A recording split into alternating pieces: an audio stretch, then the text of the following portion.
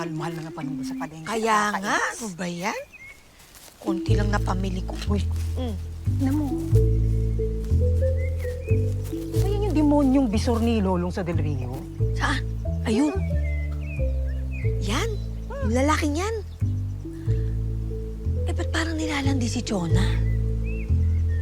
Hindi ko alam. Basta ang alam ko, malaki. Mayaman sa vitamina at minerals. Ay, kaya nga gigil sila sa mga nyug ko. Masustansya.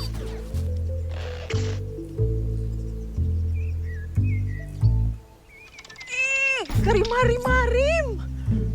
Uy, tara na. Bago pa ako masuka dito.